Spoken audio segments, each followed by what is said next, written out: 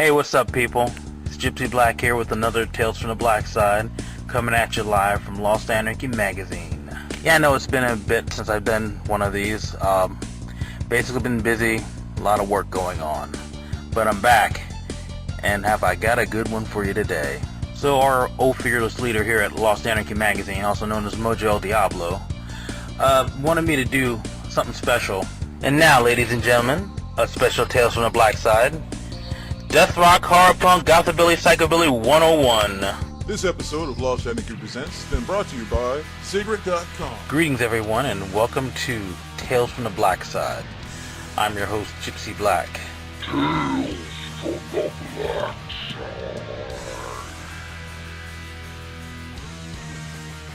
Blakside. Usually these are written articles, but this time I'm now animated. Finally! Even though most people think I'm a cartoon anyways. So, it's a natural transition. A little bit about me, since some of you might not know who I am. I do vocals for a band called Blak. It's gonna be rant, raving, just some babblings, and maybe you can learn just a thing or two from some of this shit. Who knows? Just pay attention. And now, on with the show. Tales from the Blakside.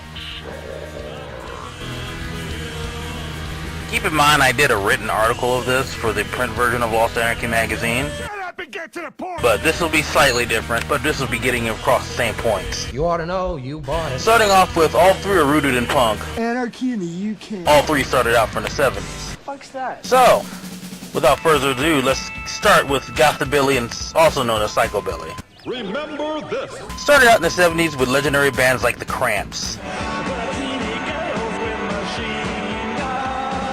The influences are a blend of surf rock, 50s rockabilly, Well, never fear, it's time for Rockabilly-os! Yeah! punk rock, old country like Johnny Cash, Any of the guards are still speaking to me. Could I have a glass of water? hot rods, horror movies, and shows like The Addams Family and The Munsters and Betty Page.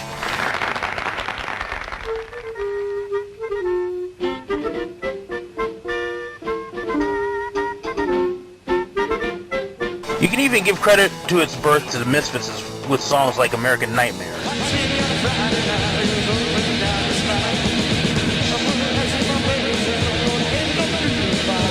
Lots of gothabilly, psychobilly bands use a standard bass. Upright bass busted a string. The only difference between psychobilly and gothabilly is while psychobilly is more aggressive, gothabilly adds aspects of the romantic and paranormal.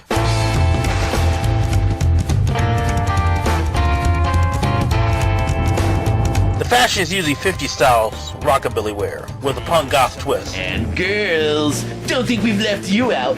Every box comes with makeup tips on how to make yourself look attractive from a distance. Lots of tattoos. Be sure to look inside for a free prize. One of 3 distinctively original neck tattoos. I got flaming dice! I got a flaming 8-ball. Betty Page bangs. Well, hold on a minute. Let's get a better look before we commit to anything. They might be 2020 girls. A pompadour is so perfect you can set your watch to them. Take it like a rockabilly bitch. Next up, death rock.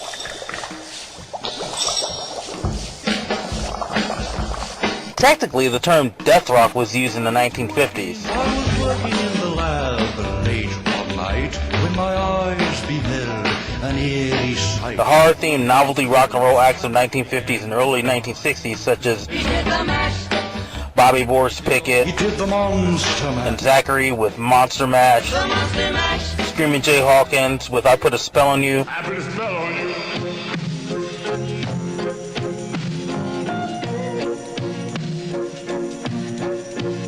Because of mine! and Screaming Lord Sutch and the Savages with Murder in the Graveyard. Murder in the graveyard late last night. Murder in the graveyard, there must have been a fight. These songs use sound effects to create a creepy atmosphere, dealt with taboo subjects such as cannibalism in a humorous, often campy manner. Murder in the graveyard, there must have been a fight. And are still occasionally played at death rock clubs. In the late 1970s, from punk rock emerged a death rock we're all familiar with. Punk rock's darker little brother, if you will. With such bands as Christian Death, 45 Grave, TSOL, Superheroes, and Community FK. In the early 80s, in London, the Batcave was born, which brought about bands like Alien Sex Fiend, Sex Gang Children, Follow me now, my destruction begins. and Specimen. By the mid-80s, Danzig, after leaving the Misfits, formed Siouxsie, which a lot of people also pronounce Sam Hain, but it's actually pronounced Siouxsie, which also influenced the hard punk movement, but more on that in a few. By the late 80s, the term gothic rock was preferred over death rock. Soon, goth incorporated other facets of music such as industrial and EBM.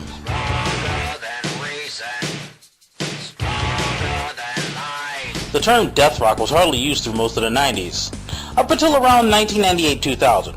Clubs like Release the Bat, Submerge, Drop Dead Festival, and Bar Sinister were born. Everyone's just walking around like a bunch of conformists. And through the internet and internet radio, more people continue to bring death rock back to the forefront of underground rock and roll, such as deathrockradio.com, KidElectro.com,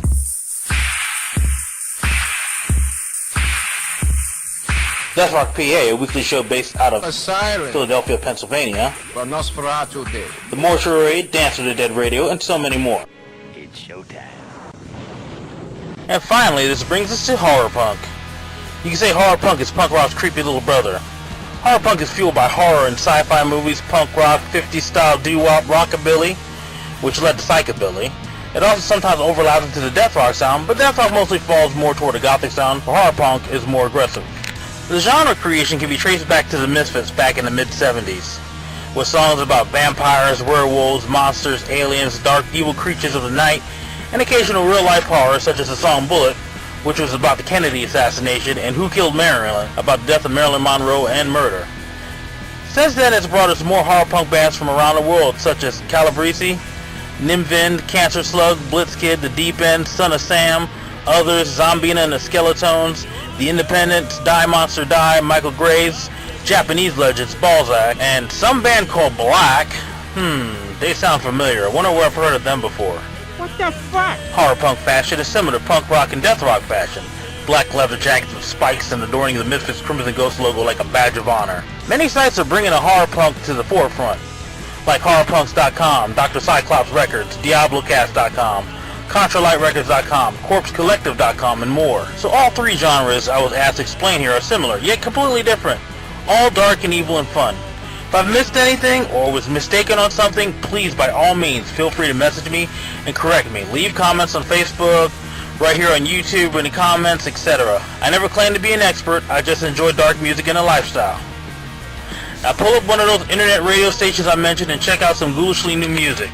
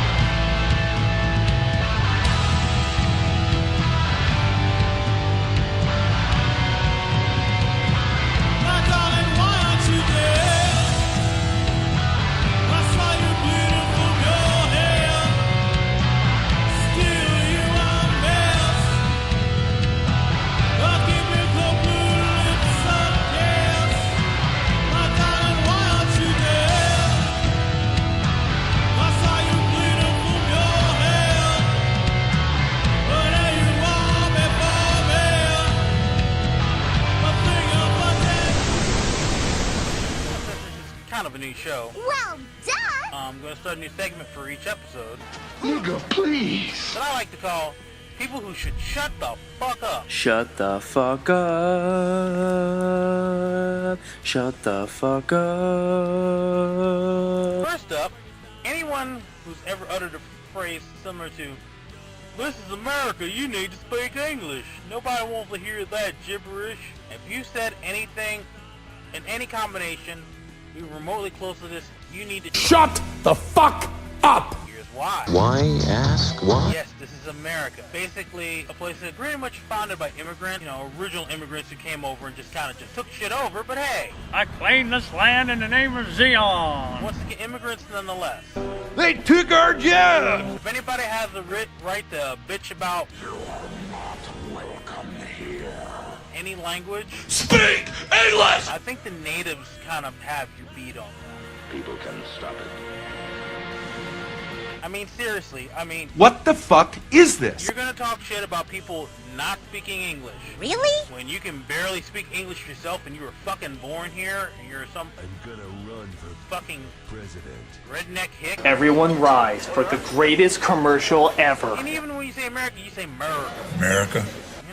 Really? You're gonna really talk shit about somebody whose English just isn't that good? Sorry, your argument is invalid. Shut the fuck up! If you're a white person. Go back to your country, white power. Well, I'm gonna piss somebody off with this.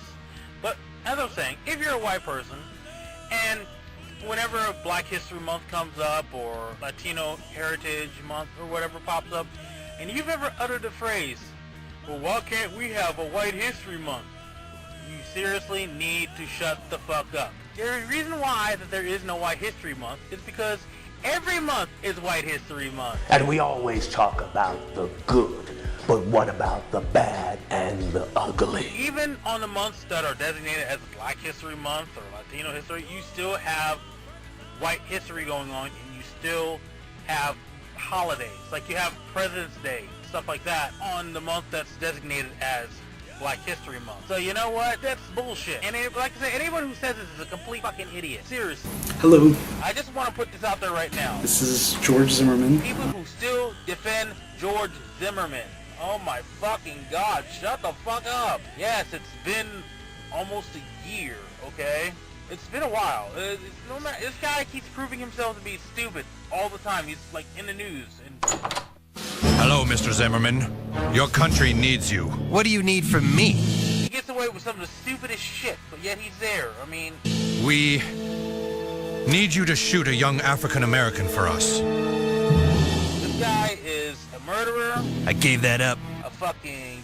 someone who condones domestic violence. The list goes on. Even this guy was even part of some cop trying to help him fake a fucking saving someone's life in a car accident, and then later exposes bullshit. And yet you motherfuckers are still defending him. Really? Come on, guys. Really? This guy... Fuck! Okay, and then a lot of you, you want to start this shit like, well, it's not really a racist thing, because he's like half Mexican or something. You got a guy who is kind of half white, kind of half Mexican, with a great grandma who's black. So it's okay. And then you got a black kid. No, what you see? No, okay. Number one, if that's You can't shoot someone who threatens you just out on the street. Well, unless, of course, you're in a state that has a stand your ground law. It's a stupid law that they got. That's a stupid thing that happened over there. Come on, fucking it's racist idiots. Yeah, but it's okay, man. You know why? Because, all those Mexicans and blacks are thugs anyway, so maybe they just kill themselves off, so... Both were set on fire. Who would you piss on to put out first? That's why I think George Zimmerman is innocent. Neither either. While we're at it... We'd get out marshmallows and have a marshmallow roast. We should keep them gays and Libyans shopping in our stores and spending money. Helping out their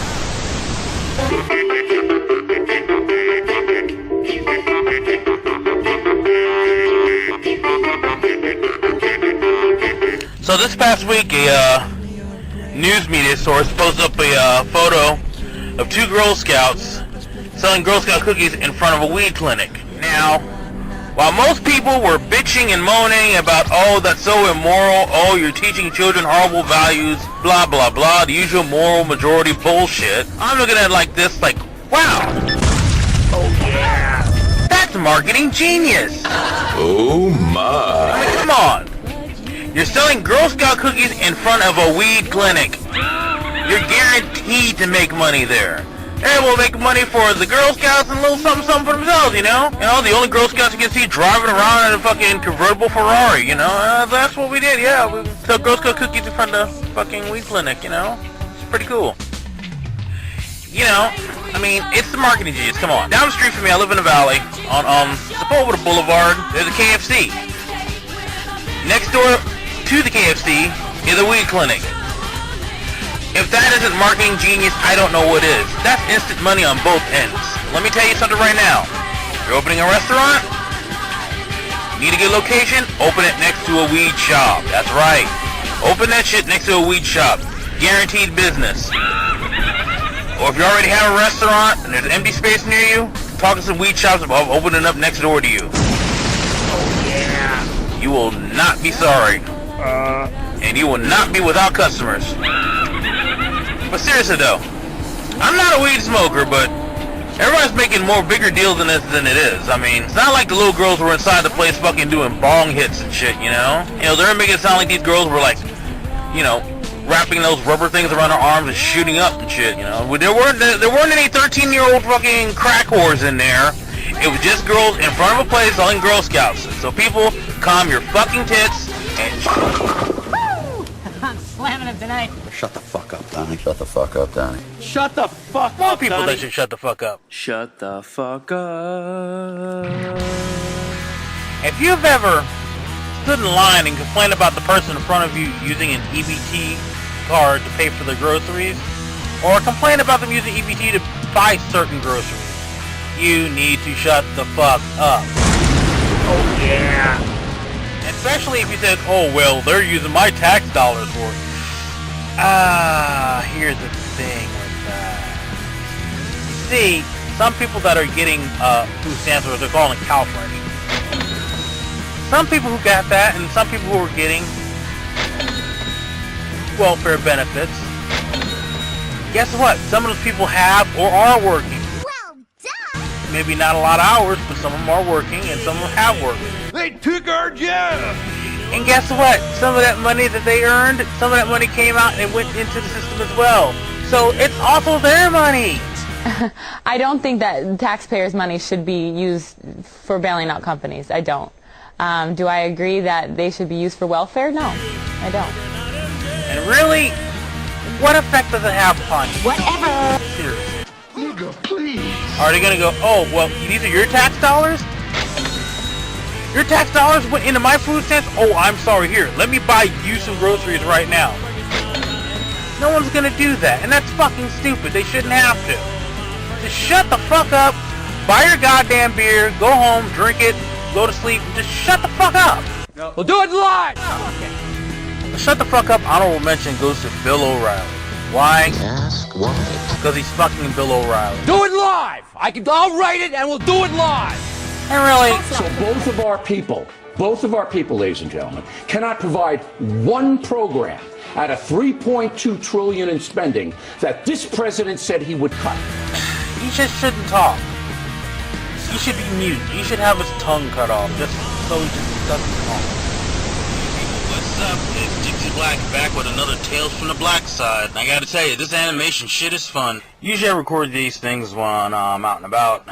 Right now I'm on break from doing my other job, Flyer Ninja. Taking a moment here, I work a couple jobs. Pretty much keeps me busy 7 days a week, except for when I can sneak some days off here and there. And speaking of working, that brings me to my next subject of this particular show, and that would be the minimum wage. Yes, folks, I'm going to talk about the minimum wage. Get ready. A lot of big companies are whining, complaining that raising the minimum wage would make them have to raise the prices on their product, and therefore it would basically break their bank.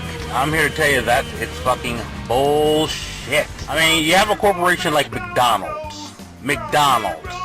They're gonna complain that doing something they already do anyway. They already do raise prices on their fucking food products anyway. I mean, come on. Remember when the McDouble used to be like $1? And does that go to, you know, paying their workers more money? Nope. Not at all. They're still getting the same amount. I mean, come on. Really, it's not going to break the bank. McDonald's can never go broke. Never. I don't care what the fuck happens. They can never go broke. It is impossible for them to lose money. Really? Unless there was a huge scandal, everybody found out that their fucking food was made of people. Well, their shit is made from not all meat anyway, but most people don't care. Well, duh! I mean, it had to be something a little bit more hardcore. Then maybe they would lose business, but, you know, honestly, let's be honest here. They're never going to lose any business. They're never going to lose any money. Much like Walmart. Walmart isn't either. Walmart makes money by cornering the market. Meanwhile, paying their workers shit. Unless every McDonald's and Walmart burns down to the ground, they're not going to lose any money. And even then, I'm sure they got insurance, so if such a thing happened, they would still make money somehow. Because they're a big fucking corporation. And please, please, please, please, don't whine to me about, well, why should we raise minimum wage for people who are doing fast food? Oh, here we go. First of all, raising the minimum wage is not just about fast food workers. It's about everyone working, get them a minimum wage, or basically working to where they're getting, where there's almost minimum wage. Lots of, like, even certain hardware stores that will remain nameless in this, which is one of the ones I work for on the weekends. But just, you know, to save trouble, I'm not going to mention the names. Some of you people who know me know what I'm talking about, you know. Now, thinking about it, probably right now as I'm speaking, Mojo's probably floating a picture of it behind me right at this moment. So you know now. Great. Thanks, buddy. Now everybody knows I work at Harbor Freight. Awesome. Oh well, not like anybody from Harbor Freight watches these things anyway. There was a time, I would say 20 plus years ago, when people who work at fast food jobs, for instance, jobs like that were paying minimum wage, that was supposed to be a transitional thing. Yeah, of course, you know, it's like, yo, you're just getting out of high school, you're trying to make some money to go to college, or maybe you want to just travel around the country or the world, or you want to move to another state because maybe you want to be a rock star or some bullshit. You know? That was the case then. Like, well, I gotta help mom and dad out and stuff here now. They've been doing stuff for me, so I'm gonna go do this job here, and I'm gonna do my part. Which is cool, that's all good, you know? Sad thing is, nowadays, it is not like that anymore. Most people working fast food restaurants are single parents.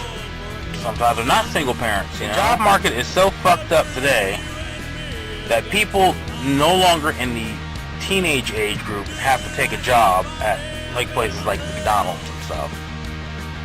It's been like this for the past 20 years or more, when people have to resort to doing such things like work. Of course, nowadays, since that's the case now, immediately people want to go, oh, well, you're just lazy and don't want to find another job. Yeah, you know, I can see that's everybody's life goal is to flip burgers in the back of a fucking Burger King, you know, cover grease and dealing with fucking asshole customers complaining because their pickle wasn't put right on their burger. Yeah, you know, that sounds like a career waiting to happen. Sure, why not? And you know what's fucked up? Not all fast food places are like that. I mean, for instance, you take In-N-Out. It's not easy to get in there. I mean, if you get in there, you get lucky. And here's why. I mean, they start you off with $10 an hour. They start you off. They have decent benefits. And here's actually a decent place to work at. I mean, go to In-N-Out sometime. And you notice him. You never really see the same type of employees that you'd see working at McDonald's. When you see them at a McDonald's or Burger King, stuff like that, they seem kind of miserable. When you see them at In-N-Out, they're kind of in a decent mood. But, you know, not everybody has that same policy like In-N-Out. Not everybody, well, it's like, we'll pay you a decent wage, at least, to start off with. No, most people, they want to make you do a shit job 3 times the work and give you almost no pay. This is what corporate America is about now. Busting your fucking ass and paying you as little for it as humanly possible. If they could pay you less, they would. It's bad enough the minimum wage is like 8 something an hour. I had moved to Indiana for a while. Get a good picture of my earplug. And I didn't realize for some reason that each state has a different minimum wage. While it was like about $8 here, going to Indiana, minimum wage at the time there was like around $6. I haven't worked a job that paid $6 since like the early 90s. So that was a shocker to me. The shocker is alive. And in Indiana, everything's cheap out there. The cost of living is a lot lower, but I'm sorry, that is still not a lot of money, even for Indiana. Oh my. I mean, they've raised the minimum wage since then, I think like $1.75, so I think it's like 7 something now. Whatever. The minimum wage is a joke right now. It's all a joke. Everything anybody ever valued or struggled for, it's all a monstrous, demented gag. And people complaining about raising the minimum wage are fucking jokes themselves. Paying someone $11 an hour as compared to $8 an hour. So why can't you see the funny side? Is not gonna break your bank. It's not gonna ruin the economy. You know, it's not gonna make the terrorists win. Shut the fuck up! People are providing you a service, be it a food service or whatever. Customer service, they're helping you find something you need because you're too dumb to look for it for your goddamn self. And you're gonna give them shit for it anyway. You're gonna put them through hell, and then you're gonna expect them to take a fucking couple pennies. Like, oh, well, I don't care about your fucking kids. Fuck your kids. It's all about me and my money. Nah. Fuck you. You snobby fucks really need to get over this war on the poor bullshit. This is getting ridiculous. It's getting out of hand. You're complaining about raising the minimum wage on people that are working. They took our job. Complaining about fucking welfare. Fucked by the system. If you're a nigger, you can get a meal. You're complaining about the fucking homeless, which a lot of you help make homeless. Remember, safety last when you ain't got no money. Just fucking stop. You know, these people working in these fast food joints, you know, they need to stop asking for more money. They should just get another job. Why don't you get a job? I mean, come on, find another job, alright? You know, if you're so hungry, why don't you get a job? Just like the homeless people, you know, they're out there being all homeless. I lost my job. They should totally stop being homeless and get a house and stuff. Why? And just stop that, because that's just totally wrong. You drinking? Is that why you lost it? We shouldn't raise the minimum wage. Insider trading? Because, you know... Get a goddamn job, Al. All you people that want raised minimum wage are just being greedy. You got a negative attitude. That's what's stopping you. You gotta get your act together. And my God, further proof that people are idiots. Walmart, instead of, you know, raising their pay a little bit to help out the workers, they're known for setting up a thing where people can donate food to go to their employees that are needy. Not only are you going to pay your employees shit wages, but you're also going to embarrass the fuck out of them by setting up a half-ass food pantry for them. And McDonald's encourages their employees to file for food stamps. Never mind that those same people that do that will bitch about those people on food stamps. Well, maybe if you paid them a little bit more, they wouldn't need to sign up for food stamps, since they're taking your tax money. So other employees can talk shit about those employees. That makes total sense. Fuck you, Walmart. Point is, minimum wage is enough to cover shit. Crash against me and be broken. And maybe, while you're doing that, maybe stop raising the prices and everything, like gas. People who should shut the fuck up. Sarah Palin, oh my God. Every time you open your mouth, shit just falls out of it. It's got to be all about job creation, too, shoring up our economy. You can't go 5 seconds without saying something completely stupid. And you can actually see Russia from land here in Alaska. And you know what's sad? There's internet memes running around made of Sarah Palin. There's satire articles from The Onion and some other satire news agencies doing fake articles of stupid shit Sarah Palin said that supposedly said, but actually she didn't say because it's a satire article. But the fucked up part is, we all believe it because usually you say such stupid shit, we expect you to say that shit. Sarah, shut the fuck up. Shut the fuck up. Why are you to take fucking Ann Coulter with you and go fuck off somewhere?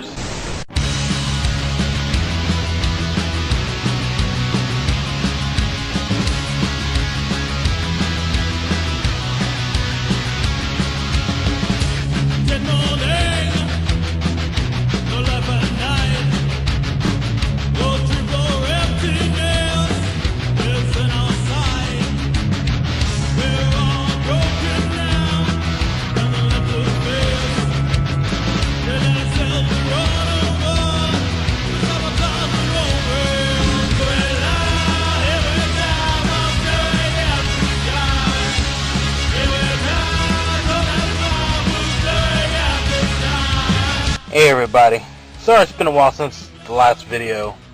I know you guys have been waiting for the update and everything, but I've been pretty busy between with the band, playing shows, trying to get this EP out next month on the 5th, and then also with my business Flyer Ninja, and I'm getting a lot of clients, been busy with that. So I gotta tell you, it's been rough and it's been fucking hot working out here in the valley. But here we are. Hey, last time I did an article and a video, it was explaining to everyone the difference between horror punk, death rock, and psychobilly, and gothabilly. Nice. Nice. Nice. And of course I had said, if I missed anything, please let me know. And much to my surprise, a lot of you actually did. I actually got a lot of response, which I appreciate that, by the way. Well, oddly enough, I missed a couple of some of the most important bands to all the genres I was writing about. The Damned and Bauhaus. Both bands have been major role players in the goth, death rock, and punk movement. Both were influential in music, period. To be quite honest, it's better that they get their own separate article. So, let's start with Bauhaus first.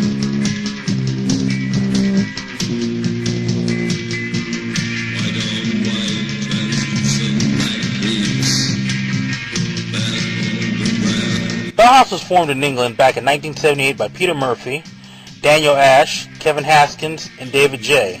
Originally called Bauhaus 1919, but then dropped the 1919 part later on. In August 1979, they debuted with the legendary single Bela Lugosi's Dead, Terror Small Wonder Records. Oh yeah! They released 3 more singles, Dark Entries,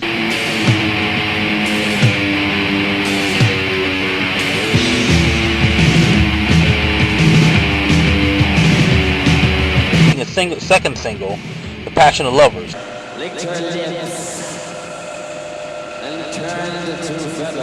Also on January 3rd, 1980, they did a recorded session on The John Peel Show. Oh yeah! In 1980, they debuted their first album, In a Flat. Later, they would join the Beggars Banquet label, their debut single for the label, Kick in the Eye. Later releasing a second single, The Passion of Lovers. In 1981, they released their second album, The Mask. Their first single they released from that was Spirit.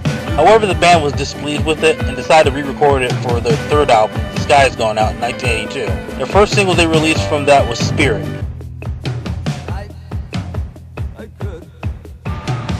In the same year, Bauhaus scored their biggest hit with a cover of David Bowie's Ziggy Stardust,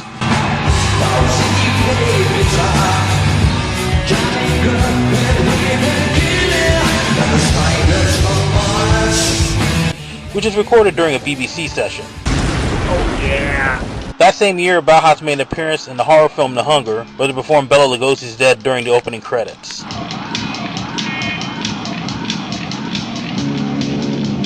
Prior to the recording of their fourth album, Burning from the Inside, in 1983, Peter Murphy was stricken with pneumonia, which prevented him from contributing much to the album. I just stand up for myself. Daniel Ash and David J took the reins and became the driving forces behind the record, even before the lead vocals on a few tracks. The band then went on an international promotional tour for the album. Later, however, the night before they were supposed to perform 2 shows at Hammersmith Palace in London, the group decided to disband. The band played their farewell show on July 5th, 1983 at the Hammersmith Palace. I'm not sure if I'm pronouncing that right. Dedicated fans had been warned by the band's crew not to miss the show without telling them it was the last. After a long encore consisting of some of their early songs, David J left the stage with the words "Rest in Peace." Burning from the Inside was released a week later. The single Sanity Assassin was released in limited quantities as a farewell gift to the members of their fan club. You'd be proud of your president. After the breakup, Peter Murphy had and continues to have a successful solo career, with legendary albums such as 1988's Love Hysteria, 1989's Deep, and most recently 2011's Ninth, and the newest one, 2014's Line. And he also appeared in one of those really fucking horrid Twilight movies. Oh, Peter, why? Daniel Ash had already started tones on Tail with Bauhaus roadie Glenn Campbell as a side project in 1981. The group released an album and several EPs before breaking up in 1984. During a discussion about the state of their projects at the time, Ash and David J began talking about reforming Bauhaus. All 4 band members arranged a rehearsal, but Murphy failed to show up the day of the schedule. The other 3 band members rehearsed regardless and were inspired by the chemistry they had as a trio. As a result, Ash and the Haskins brothers formed Love and Rockets in 1985. They even scored a U.S. hit 4 years later with So Alive. The band broke up after 7 albums in 1999. Both Daniel Ash and David J released solo albums during the Love and Rockets season. Peter Murphy contributed backing vocals to David J's 1992 single Candy on the Cross. Bauhaus reunited in 1998 and again in 2005. In 2008, Bauhaus released their first new studio album since 1983, Go Away White. However, there was no promotional tour. Though their actual existence as a band was short-lived, they had a long-lasting effect on music and still influence many musicians today. Next up, in my opinion, one of the greatest rock and roll bands ever, The Damned.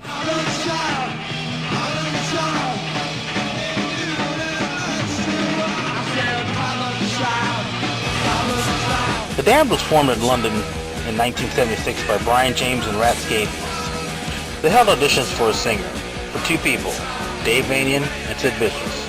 Yes, Sid Vicious. Only Dave showed up. Then Captain Sensible later joined them on bass. The Damned played their first show on July 1976, supporting Sex Pistols at the 100 Club. A lo-fi recording of the show would be later released as live at the 100 Club. On October 22nd, 5 weeks before the release of the Sex Pistols' Anarchy in the UK, Stiff Records put out the Damned's first single, New Rose, thus making them the first UK punk band to release a single. I got a feeling inside of me. It's kind of strange, like a stormy sea. When the Sex Pistols released the single, they took the Damned along with The Clash and Johnny Thunders and the Heartbreakers as openers for the December Anarchy tour of the UK. Anarchy in the UK. Many of the tour dates were cancelled by organizers or local authorities, with only 7 of approximately 20 scheduled shows taking place. And then what happened? Before the tour ended, the Damned were kicked off by Sex Pistols manager Malcolm McLaurin. The Damned's first album, the now classic Damn Damn Damned, was released early 1977 and released the single Neat Neat Neat.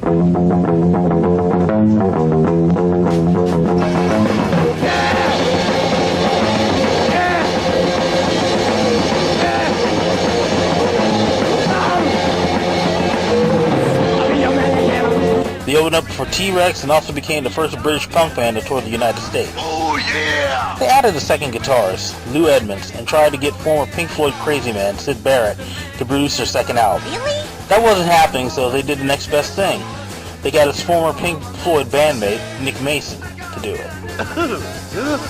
Later that year, Music for Pleasure was released. It didn't do so well, which pissed Scabies off, so he quit the band. What the fuck? He was replaced by John Moss, who would eventually, in the future, join Culture Club. You're a man?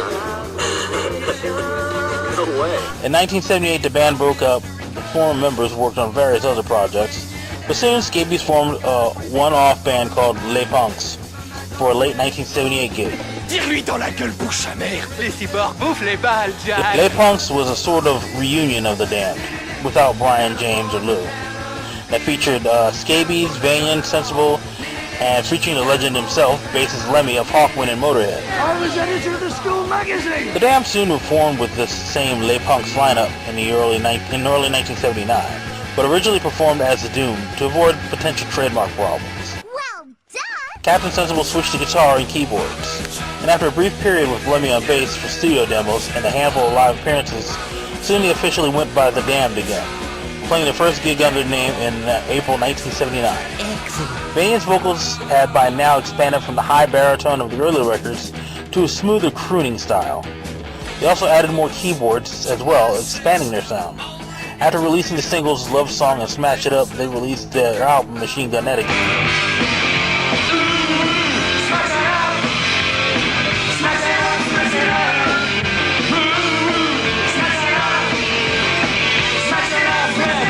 In 1980, they released the Blak album, which featured a 17-minute long song, Curtain Call.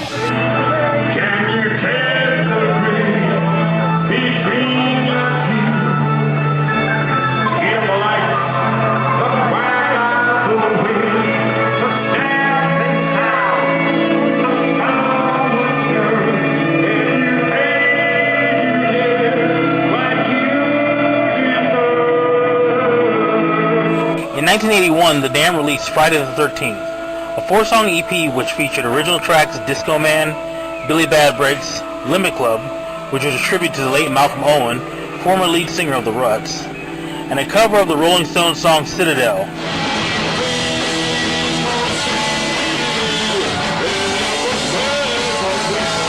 In 1982, they released the album Strawberries, while Captain Sensible was doing solo stuff such as Happy Talk.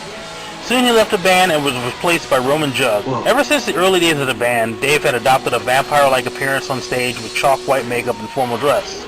look that helped influence a lot of bands to do the same. I want to talk your blood. And with Sensible gone, Vanian's image became more characteristic of the band as a whole. It's showtime. In 1985, they got a major label deal with MCA and released Phantasmagoria, featuring singles Grimly Fiendish and Shadow of Love.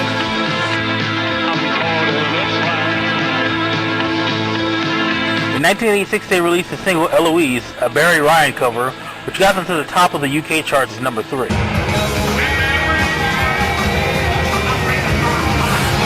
After 1986's Anything, James and Sensible rejoined the band, but the band would embark on their final tour in 1987 before breaking up again.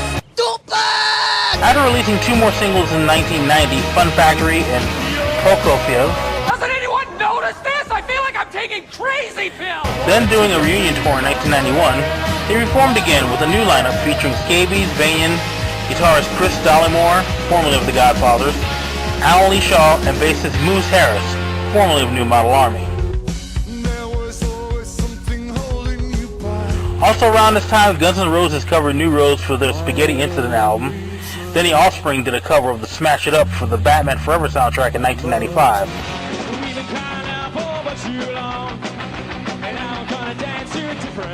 It's helped get the Damned get more exposure and a lot more younger fans. In 1995, they released Not of This Earth, which had a more bluesy sound to it. However, by the time the album was released, the Damned had yet again split, partially as a result of legal battles. Vanian and Sensible accused Scabies of releasing Not of This Earth without proper authorization. In 1996, Captain joined up with Dave again, and another version of the Damned appeared, with bassist Paul Gray, who was later replaced by Patricia Morrison, formerly of The Bags, The Gun Club, and, of course, the legendary Sisters of Mercy. Nice. 2000, the Damned consisted of Vanian, Sensible, Morrison, and new recruits Monty Oxymoron on keyboards, and Andy Pinching, a founding member of English Dogs, on drums. Oh yeah! Gary Dreadful played drums from 1997 to 1999, then gave way to Pinch in 2001. Nice. The band released the album Grave Distorter on Dexter Holland's Nitro Records This label. is the longest time I've ever been in a band. Normally it's about 4 or 5 years and then I move on, so this is coming up on 7. Which is my first time seeing them, by the way. It was on the Grave Disorder tour at the House of Blues in 2001. It was an amazing show, by the way. Dave and Patricia got married and had a daughter, Emily, born on the 9th of February 2004. Around this time, Morrison retired from performing with the band, though she remained involved as the band's manager. Her replacement on bass was Stu West. Wikipedia, motherfucker. In 2008, they released Who's Paranoid, featuring singles Little Miss Disaster, and to this day they still continue to tour. Oh yeah! So there. Sorry I was a bit long-winded, and it's ended up being a 2-parter, but here are the 2 of the most influential bands for death rock, horror punk, and psychobilly. And of course, as I said before, if I missed anything or anyone, please feel free to let me know, and thank you for all letting me know. Thank you for your support and checking this out. Be sure to click on the subscribe button on YouTube for Lost Anarchy magazine, and take care.